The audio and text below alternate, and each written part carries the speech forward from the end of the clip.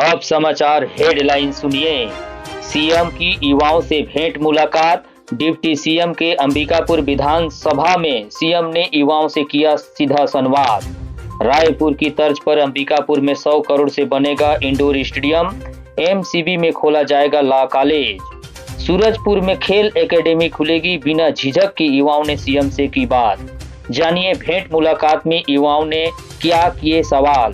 अब समाचार बुलेटिन परमान राजवाड़े के साथ विस्तार से सुनिए।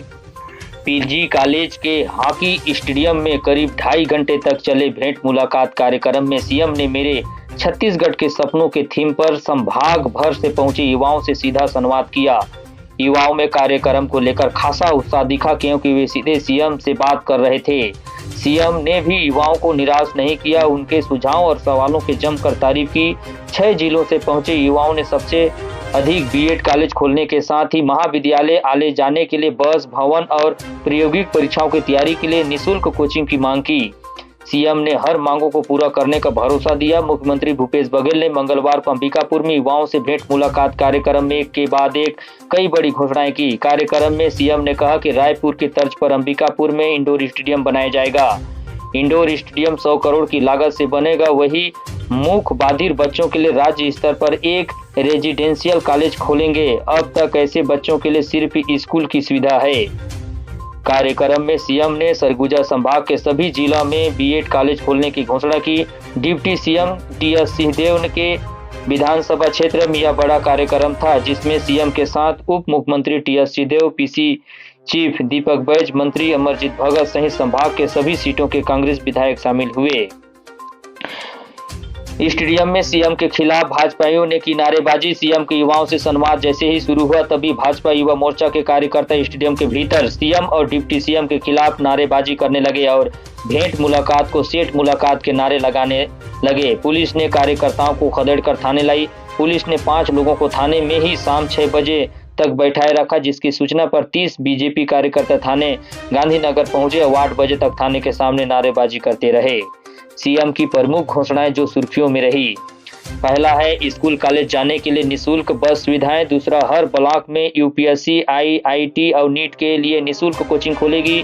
तीसरा, स्कूली पाठ्यक्रम में आर्टिफिशियल इंटेलिजेंस के साथ ही मशीनरी की पढ़ाई शामिल होगी। चौथा, बालिकाओं से छेड़छाड़ करने वालों को नहीं मिलेगी सरकारी नौकरी। 5वां, कबड्डी में 40 वर्ष के खिलाड़ी बेहतर प्रदर्शन करते हैं तो उत्कृष्ट खिलाड़ी घोषित करेगी।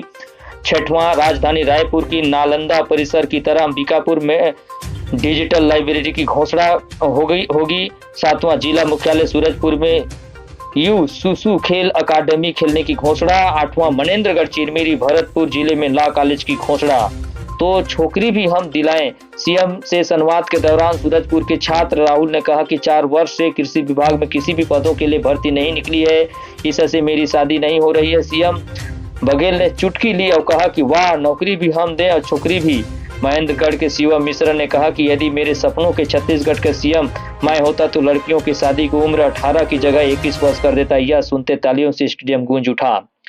जानिए भेंट मुलाकात में युवाओं ने क्या किए सवाल। पहला, मैनपाट के छात्रा सुलेंद्र की मांग पर सीएम ने कॉलेज के भवन निर्माण के लिए निर्देश दिए। वही तमन्ना सिंह ने बोल सकती है और नहीं सुन सकती है, उन्होंने अपनी सहेली के जरिए सीएम से दिव्यांग बच्चों के लिए कॉलेज में अलग से पढ़ाई के लिए व्यवस्था करने की मांग की। दूसरा, कोरिया जिले के आकाश सिंह की मांग पर सीएम बघेल ने मंच से ही ई लाइब्रेरी खोलने की घोषणा की। वही जिले की ही यशोधा राजवाड़े ने कहा कन्या छात्रावास को खोलने की मांग की, जिसे अगले बजट में शामिल होने की भरोसा दिलाया। तीसरा, बलरामपुर पर्यटन क्षेत्र में भी बढ़ावा देने की मांग की। इस पर सीएम ने युवाओं की सराहना करते हुए कहा कि अच्छे सुझाव है और इस पर हम काम कर रहे हैं। चौथा, जसपुर जिले के प्रेम कुमार यादव की मांग पर सीएम ने कॉलेज के लिए 5 अतिरिक्त 5 भवन और प्रयोगशाला के लिए 5 भवन बनवाने की घोषणा की। स्वानी पैकरा ने जसपुर नगर में हॉकी स्टेडियम खोलने की भी मांग की। 5वां, मनेन्द्रगढ़ के छात्र वैभव ने सीएम ने लोहारी कृषि फार्म की कृषि महाविद्यालय बनाने की मांग की।